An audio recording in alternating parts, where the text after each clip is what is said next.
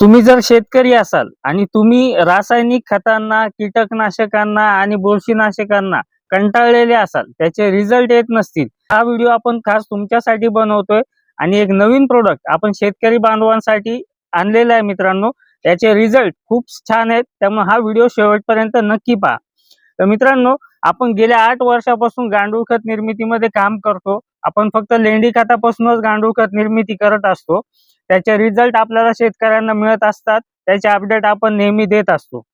परंतु आपण आता नवीन एक प्रोडक्ट मागच्या 6 महिन्यापासून आपण तयार करतोय, जे आपण शेतकऱ्यांना विविध पिकांना ड्रिचिंगसाठी, फवारणीसाठी किंवा ड्रिपमधून आपण देत असतो. वेगवेगळ्या पिकांवर आपण त्याचे प्रयोग केलेले आहेत आणि त्यामुळे अनेक शेतकरी हे समाधानी आहेत. खूप छान रिझल्ट त्यांना कमी खर्चामध्ये मिळालेले आहेत.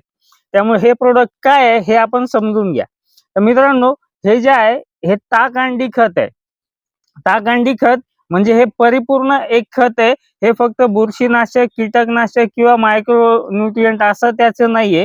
तर याच्यातून आपल्या पिकांना पूर्णपणे पोषण मिळतं, नवीन फुटवे होतात, जमिनीतली पिकांची बुरशी कमी होते, कीटकांचा नायनाट होण्यासाठी खूप चांगले रिझल्ट याचे मिळत आहेत आणि सोबतच मित्रांनो आपल्या जमिनीतला बॅक्टेरियल काउंट वाढण्यासाठी देखील ताकअंडी खताचा खूप उपयोग होतो.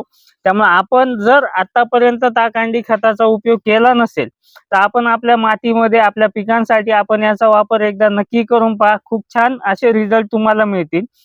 परंतु मित्रांनो, आपण जे ताकअंडी खत बनवतोय त्यासाठी जे लागणारं ताक आहे हे आपण फक्त शेळीच्या दुधापासून निर्मिती झालेलं ताकच आपण त्यासाठी वापरतोय. त्यामुळे बाकी दुधांपेक्षा जे ताक बनतं ते खूप छान क्वालिटीचं बनतंय आणि त्यातून येणारे रिझल्ट देखील खूप छान मिळत आहेत. आपण गाईच्या दुधापासून देखील ताकअंडी बनवून पाहिलेलं आहे आणि शेळीच्या दुधापासून आपण रेग्युलर बनवतो. तर दोन्हींच्या वापरामधला फरक देखील आपण अनुभवलेला आहे. त्यामुळे बेस्ट रिझल्ट तुम्हाला जर घ्यायचे असतील ताकअंडी खताचे तर तुम्ही आमच्याशी संपर्क नक्की करा आणि एकदा तुम्ही हे प्रोडक्ट तुमच्या पिकांसाठी वापरा. तुम्हाला खूप छान रिझल्ट मिळतील. धन्यवाद.